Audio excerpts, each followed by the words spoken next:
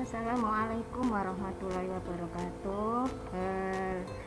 Bertemu lagi dengan saya Bu Yeni, yang mana pada hari ini kita pelajari tentang sistem dan struktur politik Indonesia masa demokrasi parlementer yang berlangsung antara tahun 1950 sampai 1959.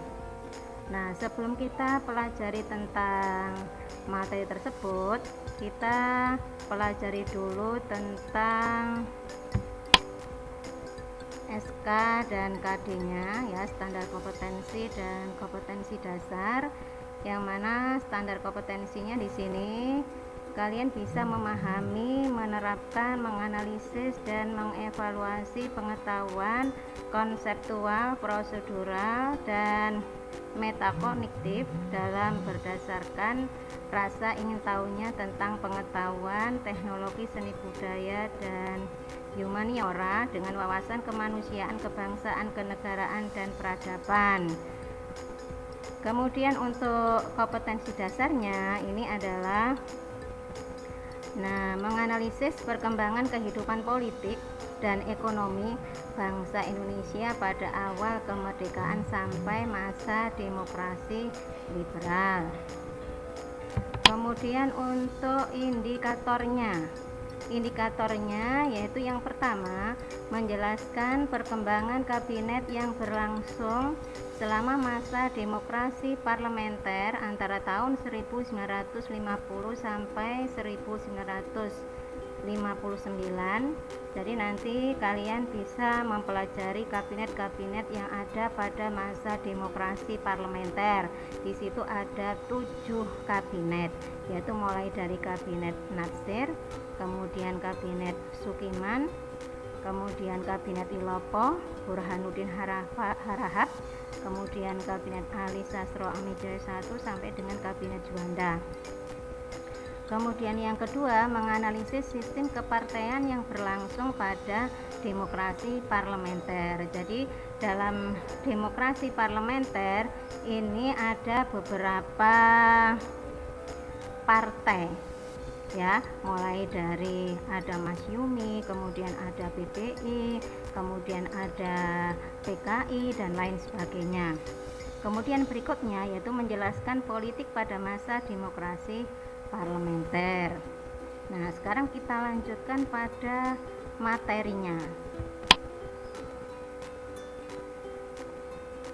Nah, sebelum kita mempelajari tentang demokrasi parlementer atau demokrasi liberal di Indonesia, kita tentunya harus tahu bahwa sejak awal kemerdekaan Indonesia ini berusaha untuk menetapkan sistem pemerintahan yang cocok di Indonesia.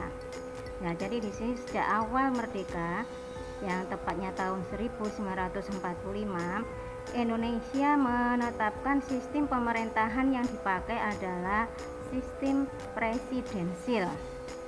Nah, apa itu presidensil? Presidensil adalah suatu sistem pemerintahan yang dipimpin oleh presiden. Jadi presiden ini adalah fungsinya sebagai kepala negara dan kepala pemerintahan yang dalam menjalankan tugasnya sehari-hari itu dibantu oleh KNIP. Apa itu KNIP? Itu Komite Nasional Indonesia Pusat, yang sebelumnya sudah ditetapkan, ya, pada sidang PPKI tanggal 18 Agustus 1945, bahwa di situ ditetapkan adanya pemilihan presiden dan wakil presiden, kemudian menetapkan Undang-Undang Dasar 1945 dan mengangkat KNIP, Komite Nasional Indonesia Pusat, yang fungsinya adalah membantu presiden dalam menjalankan pemerintahannya sehari-hari. Yang jelas di sini konstitusi yang dipakai adalah Undang-Undang Dasar 1945, sedangkan bentuk negaranya sesuai dari cita-cita kemerdekaan Indonesia, yaitu negara kesatuan. Sedangkan untuk bentuk pemerintahannya adalah republik. Republik itu berasal dari kata res publica, yaitu untuk umum, dari rakyat, untuk rakyat, dan oleh rakyat. Kemudian dari perjalanan sistem pemerintahan presidensil kemudian mengalami suatu perubahan. Nah, perubahannya itu ditandai dengan dikeluarkannya Maklumat Wakil Presiden nomor 10 tanggal 16 Oktober 1945. Nah, tentang apa maklumat itu? Maklumat itu adalah tentang pembagian tugas. Jadi di sini tidak hanya dipegang oleh presiden saja, tapi juga dipegang oleh kekuasaan legislatif. Nah, kekuasaan legislatif itu yang menjabat adalah Komite Nasional Indonesia Pusat. Nah, mengapa kok terjadi suatu pembagian kekuasaan? Karena di sini dikhawatirkan apabila presiden itu memegang atau menjalankan pemerintahan secara otokratis atau secara mutlak. Jadi kekuasaannya dibagi dua, yaitu kekuasaan legislatif dan selanjutnya dipegang oleh presiden. Jadi dalam hal ini sistem pemerintahan antara tahun 1949 sampai 1950 itu menggunakan sistem pemerintahan parlementer semu. Nah, mengapa kok dinamakan dengan parlementer semu? Nah, di sini karena tidak dilaksanakan sepenuhnya. Tidak seluruhnya di sini dilaksanakan seperti pada parlementer pada umumnya. Karena apa? Karena sebagai buktinya di sini Perdana Menteri itu masih diangkat oleh presiden dan kabinet pun juga dibentuk oleh presiden, maka dinamakan dengan parlementer semu. Kemudian konstitusinya apa yang dipakai? Konstitusinya adalah yang dipakai adalah RIS, ya, Republik Indonesia Serikat.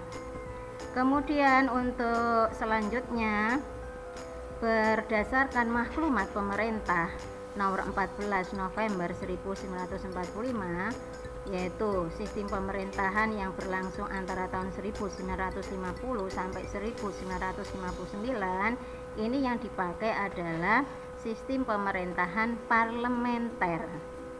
Apa itu parlementer? Parlementer adalah sistem pemerintahan yang dipimpin oleh Perdana Menteri. Nah, Perdana Menteri ini statusnya adalah sebagai kepala pemerintahan, sedangkan yang presiden itu sebagai kepala negara. Tapi kepala negara itu yang istilahnya hanya sebagai simbolnya saja, sebagai lambangnya saja, sedangkan yang menjalankan pemerintahan adalah Perdana Menteri. Dan dalam hal ini konstitusi yang dipakai adalah Undang-Undang Dasar Sementara tahun 1950. Nah, awal mulanya bagaimana? Awal mulanya yaitu setelah dilaksanakannya KMP, ya, Konferensi Meja Bundar, maka sebagai salah satu hasilnya Belanda mengakui kedaulatan Indonesia, yaitu berbentuk negara RIS. Jadi dalam hal ini tentunya bentuk negaranya adalah serikat, sedangkan sistem pemerintahannya adalah parlementer. Nah, sekarang kita lanjutkan berikutnya. Nah, sistem politik di Indonesia masa demokrasi liberal antara tahun 1950 sampai 1959. Sebelum kita pelajari tentang sistem politiknya, kita pelajari tentang pengertiannya. Nah, pengertian dari demokrasi tentunya ini sudah umum, ya, di kelas 11 sudah, di BKN juga sudah. Demokrasi itu berasal dari kata demos dan kratos. Demos artinya rakyat dan kratos artinya pemerintah. Jadi kemudian kalau liberal itu adalah kebebasan. Nah, sekarang apa yang dimaksud dengan Demokrasi liberal itu yaitu suatu sistem politik yang menekankan pada kebebasan individu dalam kekuasaan pemerintah, atau bisa disebut itu secara konstitusional ya, atau demokrasi liberal itu disebut dengan demokrasi konstitusional. Sebenarnya untuk demokrasi liberal itu biasanya dipakai di negara Amerika Serikat ataupun juga negara Inggris. Kemudian ciri-cirinya apa untuk demokrasi liberal itu? Ciri-cirinya yang pertama itu bisa kalian baca di sini, yaitu presiden dan wakil presiden tidak dapat diganggu gugat. Jadi di sini harus istilahnya presiden itu tidak dapat diminta pertanggungjawabannya. Kemudian yang kedua, menteri bertanggung jawab atas pemerintahan. Dan yang ketiga adalah perdana menteri diangkat oleh presiden. Nah, itu ciri-cirinya. Kemudian selanjutnya, nah, pelaksanaan sistem politik demokrasi liberal di Indonesia ini kalau kita lihat dari prestasi politiknya yang pertama adalah menganut sistem multipartai. Apa itu multipartai? Multipartai itu adalah banyak partai karena dalam hal ini kita ketahui bahwa sebelumnya PNI ya, Partai Nasional Indonesia itu akan ditetapkan sebagai partai tunggal, tapi akhirnya dibatalkan. Nah, mengapa dibatalkan? Dibatalkannya PNI sebagai partai tunggal karena dikhawatirkan negara Indonesia akan disebut sebagai negara fasis. Apa itu negara fasis? Negara fasis itu adalah negara yang menganut pada satu partai, seperti negara Jerman dengan Hitlernya, kemudian Italia dengan Mussolininya, dan lain sebagainya. Sehingga kemudian akhirnya dikeluarkannya maklumat 3 November 1945 yang isinya yaitu tentang pembentukan partai-partai politik. Nah, sejak saat itulah bermunculan partai-partai politik, diantaranya ada PBI, ada Masyumi, ada NU, kemudian ada PKI, kemudian ada Partai Kristen Indonesia dan lain sebagainya. Yang mana pada akhirnya di sini nanti akan terjadi suatu persaingan. Kemudian yang kedua yaitu berhasil dilaksanakannya pemilu yang pertama, yaitu tahun 1955. Nah, pemilu yang pertama ini dilakukan dalam 2 tahap, yang mana ini dilaksanakan pada kabinet Burhanuddin Harahap ya. 2 tahap itu, yang pertama adalah tanggal 29 September 1955 yaitu untuk melakukan pemilihan pada anggota DPR. Kemudian pada tanggal 15 September 1955 yaitu untuk memilih anggota konstituante. Yang dalam pemilu 1955 ini menghasilkan 5 partai besar. 5 partai besar itu adalah yang pertama Masyumi, PNI, NU, PKI, dan juga Partai Syarikat Islam. Berikutnya, prestasi apa yang berhasil diraih pada demokrasi liberal, yaitu dilaksanakannya Konferensi Asia Afrika. Nah, mengapa ini disebut sebagai suatu prestasi? Karena negara Indonesia adalah salah satu negara pemarkarsa dilaksanakannya Konferensi Asia Afrika. Kita ketahui bahwa setelah Perang Dingin itu muncul adanya 2 paham, yaitu paham liberal dan juga paham komunis. Nah, keduanya ini pada akhirnya berusaha untuk mencari pendukung pada negara-negara yang sedang berkembang, sehingga Indonesia sebagai salah satu negara pelopornya di sini berusaha untuk bersifat non-blok, yaitu tidak memihak blok barat ataupun blok timur. Kemudian berikutnya tentang kemelut yang terjadi pada masa demokrasi parlementer. Nah, kemelutnya apa dalam hal ini? Yaitu yang pertama, ketidakstabilan politik. Ketidakstabilan politik ini yaitu yang kita maksud dengan banyaknya partai politik yang ada di Indonesia. Ini pada akhirnya terjadi suatu persaingan antara satu partai yang satu dengan partai yang lainnya, sehingga ada yang sebagai pihak oposisi atau lawan, kemudian ada yang berkoalisi, kemudian ada juga yang istilahnya dalam hal ini melakukan mosi. Nah, tiga hal istilah tersebut yang terjadi pada masa ketidakstabilan politik. Mosi itu apa? Mosi itu artinya adalah tidak setuju dengan apa yang dilakukan oleh partai yang lainnya, yang pada akhirnya ini nanti terjadi istilahnya kalau bahasa Jawa itu jotak, tidak wawuh ya. Kemudian kalau koalisi itu gabungan. Kemudian kalau oposisi itu pihak lawan.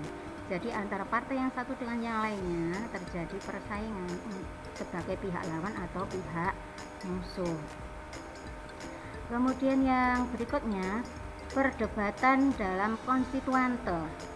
Nah, perdebatan yang bagaimana? Karena pada badan konstituante itu terdiri dari beberapa partai politik, di mana antara partai yang satu dengan yang lainnya itu selalu terjadi perbedaan paham, sehingga tidak selalu untuk memutuskan, tidak berhasil untuk memutuskan dalam hal pembuatan undang-undang.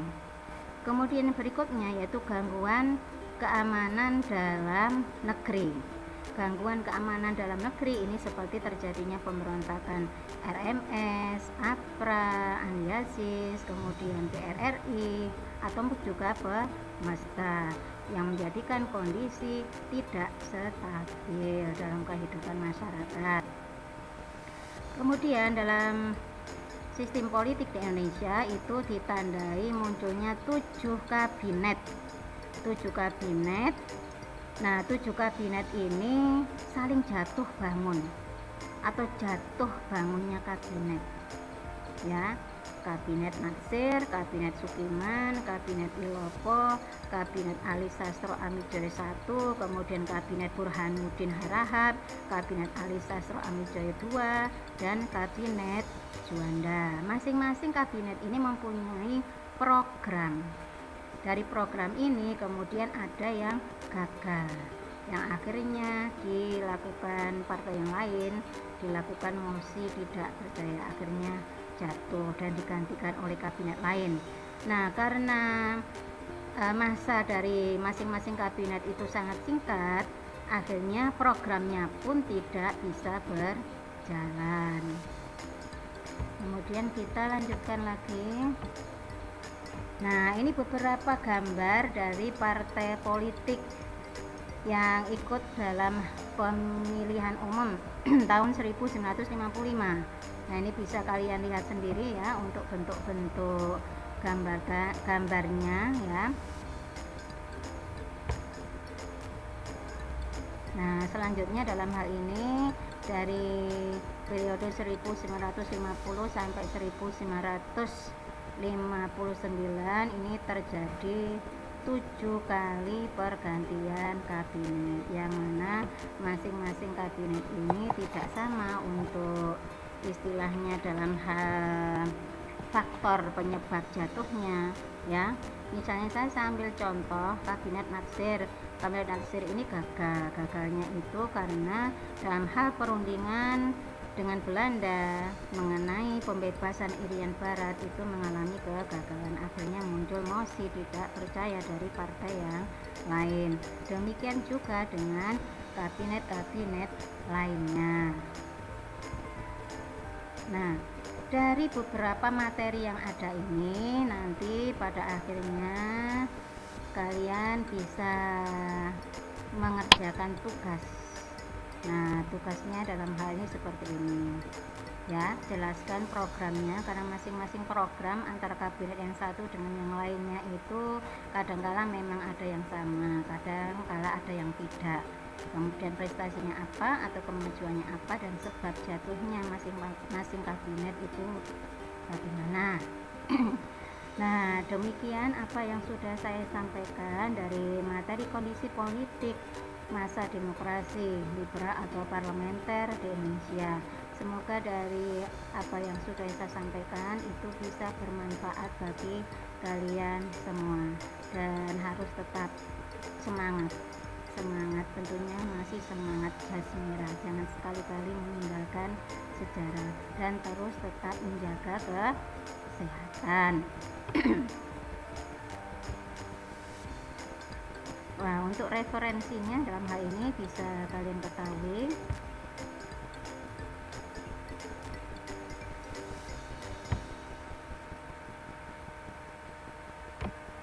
Nah, saya akhiri. Wassalamualaikum warahmatullahi wabarakatuh.